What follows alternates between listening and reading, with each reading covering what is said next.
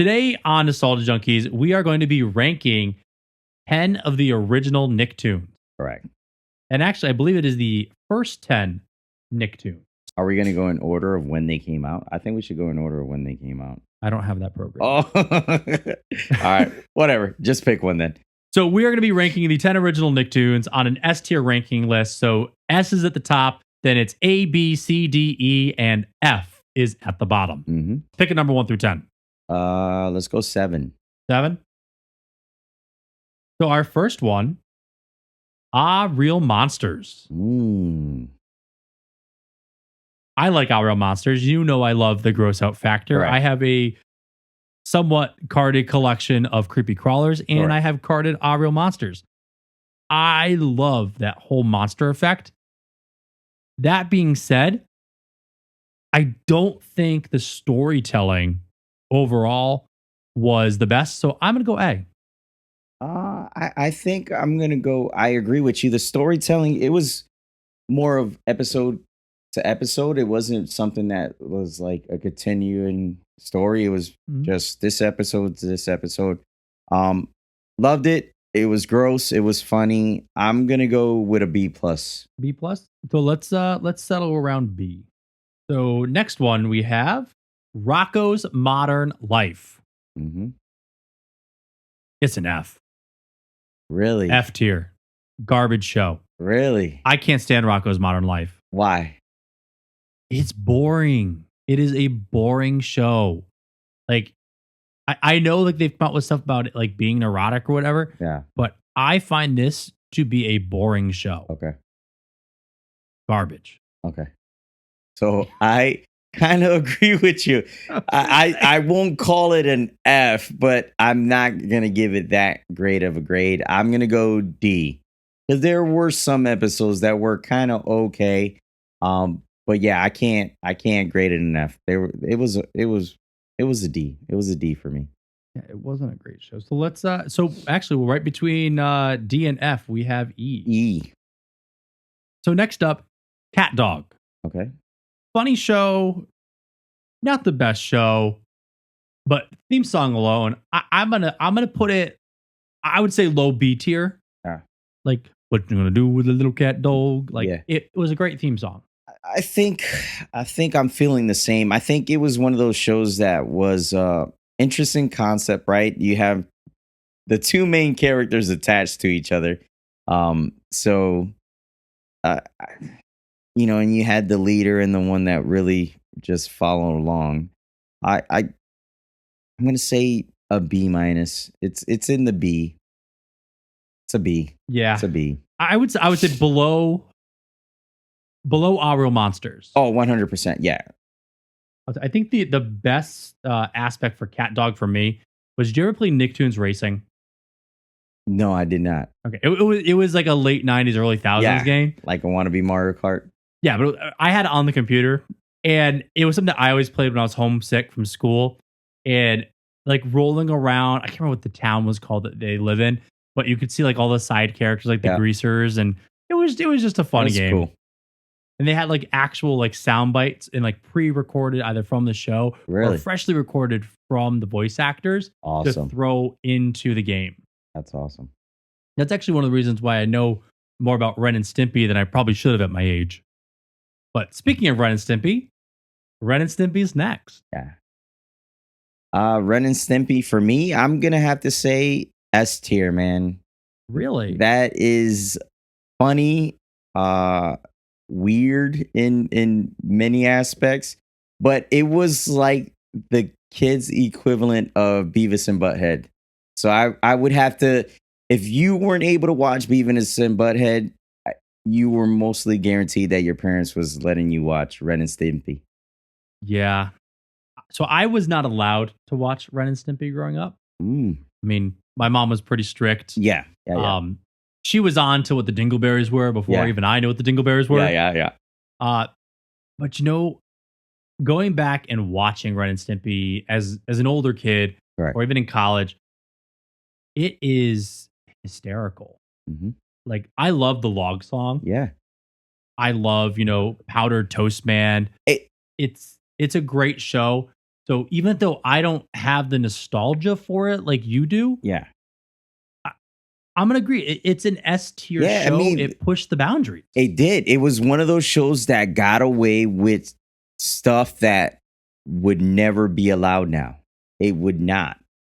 That Not even show close. could not exist now for What? kids, not for kids. So one of the things that amazes me, and this, I'm floored by this. Growing up, swearing on television did not happen. Hmm.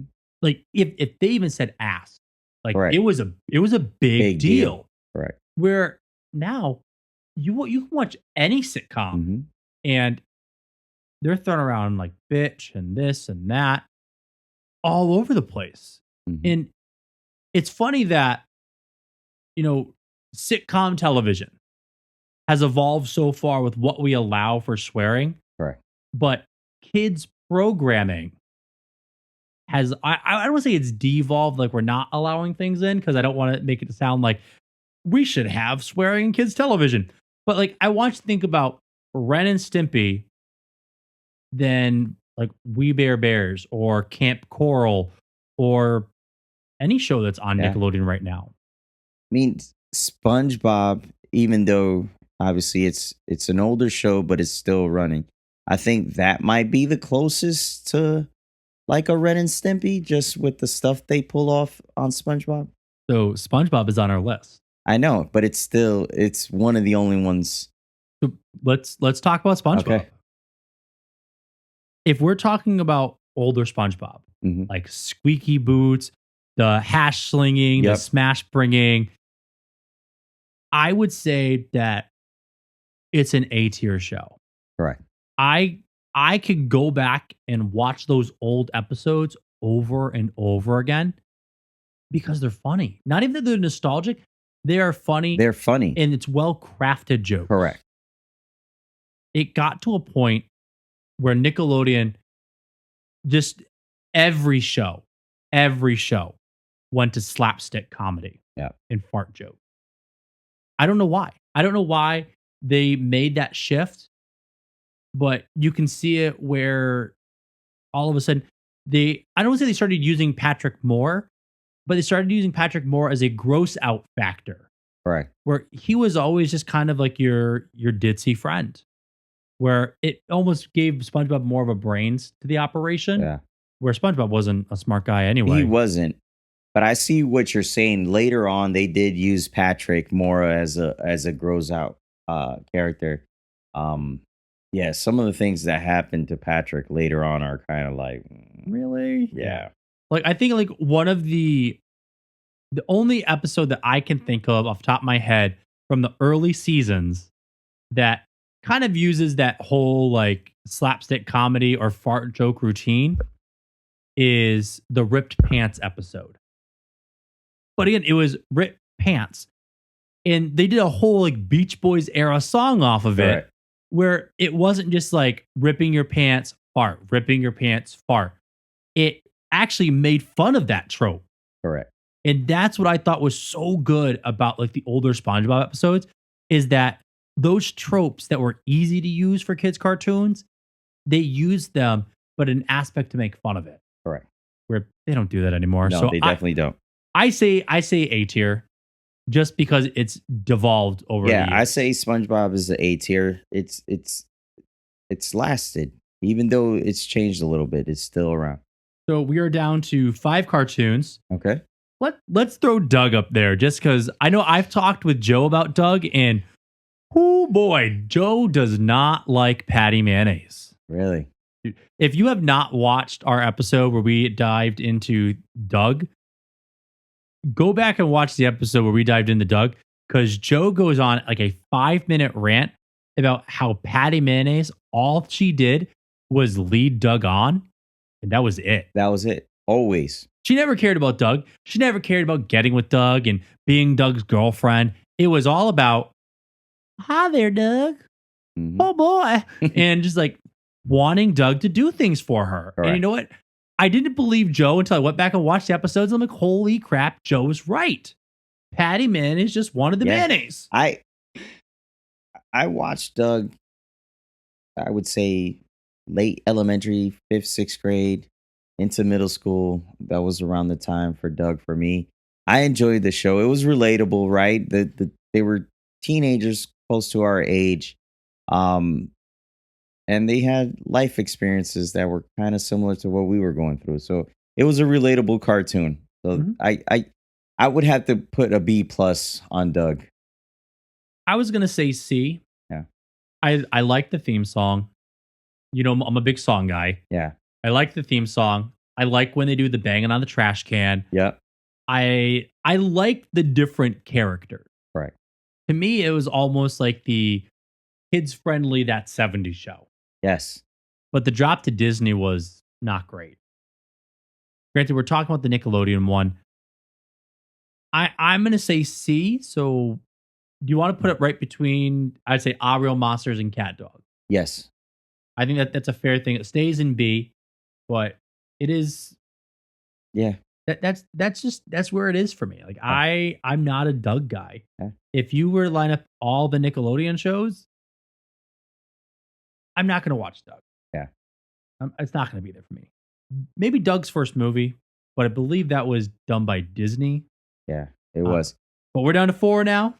How about Angry Beavers? So that was it sucks. I feel like I can't really grade this one because this was later in in in Nickelodeon's time frame, right? Late 90s for Angry Beavers. Angry Beavers came out in 1997. Yeah, 97. Yeah, so I was right there getting into high school. So yes, it was a little bit later. I didn't watch much of it. What I watched of it, I didn't really enjoy much. So I'm probably gonna have to give this one an F. Really? Yeah. I just didn't watch enough of it to grade it. And that's one of Okay. those things. So if I can't grade it, I'm gonna grade it an F because what I remember of it didn't really like It didn't stick. correct. It wasn't memorable. Okay. I liked Angry Beavers. Hmm. I thought it was a fun show. I thought for kids born in the 90s that weren't able to watch Ren and Stimpy, Hmm. Angry Beavers was as close to Ren and Stimpy as we got. Correct. Norbit and Daggett, hysterical. You had like, honestly, you have your Ren and Stimpy right there. You have your almost more intelligent friend. Well, you have your almost more intelligent beaver and your angry dumb one. Yeah. What I thought was funny is their best friend, Stump. It was a stump, and that's it. And they brought it everywhere. And I thought as a kid, it was comical that here you have beavers that are best friends with a stump. Correct. It wasn't the best show out there. I would put it at C tier. Yeah. Do we want to say low D? Let's go D. I think D is fair. As long as it's above Rocco's Modern Life. Like I, the fact that I like Doug more than Rocco's Modern Life should say very something. interesting. Yeah. Okay. We're going to split these ones up because I'm realizing that we are about to redo our this or that. Let's just do Hey Arnold. Where would you put Hey Arnold? Hey Arnold is probably an S tier for me. It's probably the most nostalgic Nickelodeon Yeah. cartoon for me. I think that I agree with you. I agree with you. I think that Hey Arnold is one of the best Nickelodeon shows. I think it's, again, one of the most nostalgic. Yeah. I mean, how often do we scroll through Instagram and you see the skyline of just where Arnold's living? Correct. Like, and everybody knows, hey, or that's Hey Arnold, that's Arnold's basement, or Correct. that's Arnold's bedroom. Hey Arnold is S tier. Yeah. It's what it is. Move it, football head. Yeah. Like, it gave us great lines. The fact that we all know that Helga Pataki has a shrine to Arnold, Yeah. that she is obsessed with Arnold. It's a little scary. The whole reason is because when they were younger, Arnold helped her out. Yeah. I also love that as you dive deeper into that show as an adult, you see the abusiveness of her father. You see Yes. her mother as an alcoholic. Yeah. And you see how they laced those tropes or those motifs into the Yeah. show without actually saying like, hey, Helga's mom's an alcoholic, Yeah. but you see the symptoms, you see the struggles, and you see Helga just trying to live with it. Correct. And maybe this is the teacher in me, but like I know some of the struggles that my students go through, and I see the connections with Helga, and it's just like, man, it is such a well written show. It was. It was. There was a lot of life lessons from Hey Arnold. Yeah, that's why it's a S. Like I said, it's the most nostalgic for me. Yeah. Okay, so we're down to two. Wild Thornberries. Wild Thornberries falls into that Rugrats kind of show for me, and even though the little animal brother was funny, the sister was very smart. I I just couldn't get into the show. Dude, Darwin, we found him, and Donnie, he found us. Yeah, I don't know. I'm gonna say a D. A D. A D. Okay. Okay. I know you're probably gonna say I love this show. So I really love the premise of the show. Okay. The show had some really good episodes. I think that it kind of fell to the trope where it was trying to be a good Nickelodeon show, but also be like the late '90s Captain Planet. Mm-hmm. Some shows were great, other shows were boring. I'm gonna say B tier, Okay. mainly just because it was memorable. It was a show that I watched, and what's funny is for me, it was a show that I watched with my mom. Yeah. That was the one Nickelodeon show that my mom liked. I would be watching Nickelodeons, and all of a sudden she would hear the Wild Thornberries theme song come on, Run and over. she would come and she would sit down and That's watch Wild awesome. Thornberries with me. That's awesome. I mean, I would come home from school and she would be watching Wild Thornberries. That is funny. That's awesome though. Yeah, so like, I mean, I just have memories of that show, and so I'd say B tier. You said D tier, so Yes. that averages out at C. See. Yeah. And our last Nickelodeon show, Rugrats. For me, I feel like you're going to be on that lower half. you know what? It like I said, it was one of those shows that was later for me. Mhm.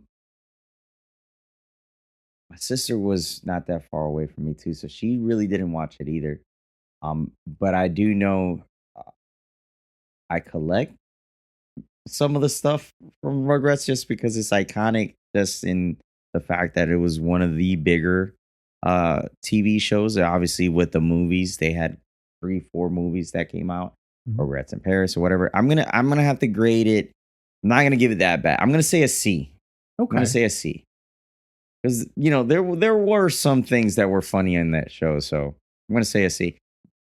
I think the show is really good. I honestly I think it's a great show. Yeah.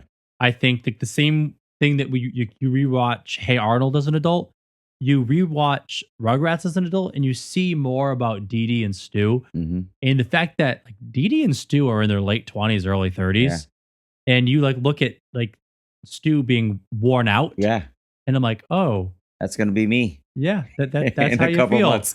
That's how you feel. That's gonna be me in a couple months. Yeah, so I don't think we've announced it on the podcast.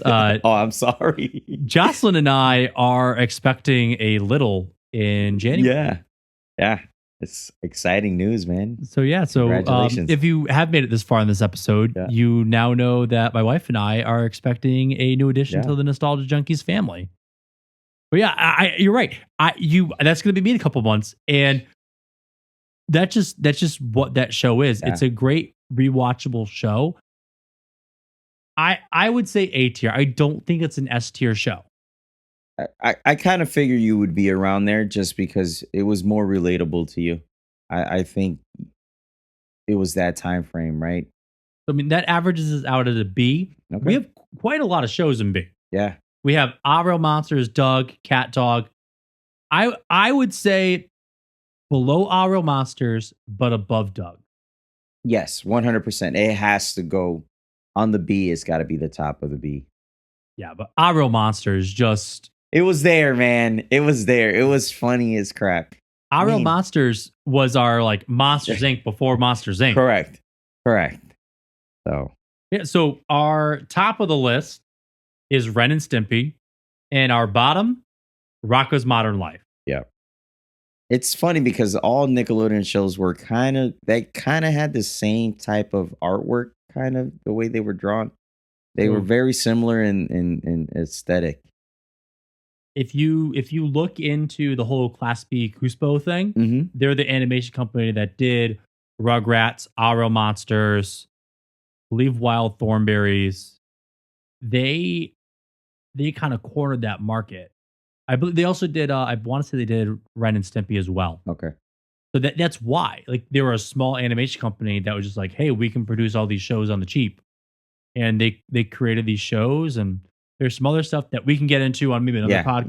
another There's some issues, but that animation style was doing well, so it makes sense that they would want to kind of uniform. replicate Yeah. that, which is why Rocco's Modern Life kind of has that almost neurotic, like nervous style. Like if you look at the lines on Rocco, they kind of move a little bit, and it's supposed to be kind of like because he's neurotic. Watching it, I'm like, I just don't like this. Yeah. But that was our meat and potatoes. What do you say we go into our trivia? Yeah. That should be fun.